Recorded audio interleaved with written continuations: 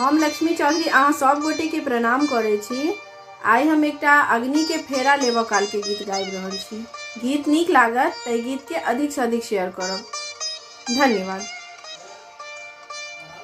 आगू आगू लक्ष्मी निधि पाछा सुकुमारी है। आगू आगू लक्ष्मी निधि पाछा सुकुमारी है। राखी लेवया है धिया अग्नि के मान है। राखी लेवया है धिया अग्नि के मान है। नैहर में धिया बाबा केलानी दुलार है। नैहर में धिया बाबा केलानी दुलार है। ससुरा में आहे धिया राखी लेबा मान है।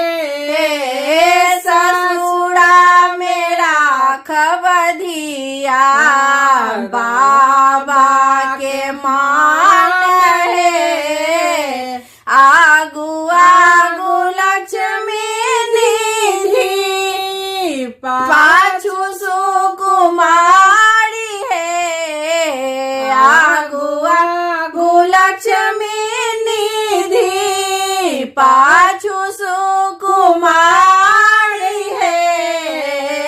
राखी लेवया है धिया अग्नि के मान है। राखी लेवया है धिया अग्नि के मान है। भूल चूका है धिया राखब ने ध्यान है। भूल चूका है धिया राखब ने ध्यान है।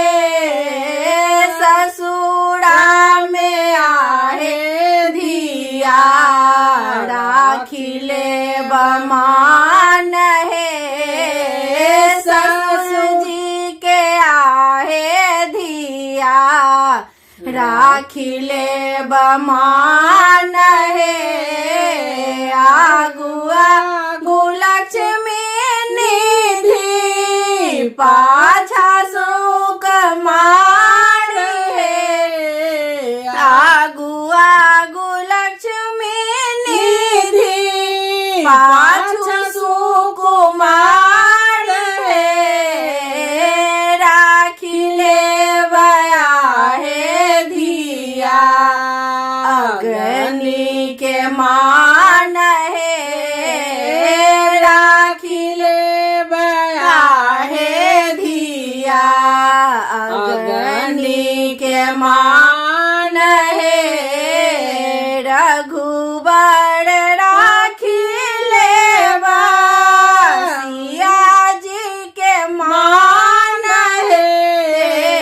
रघुबर राखी लेवा सिया जी के मान है।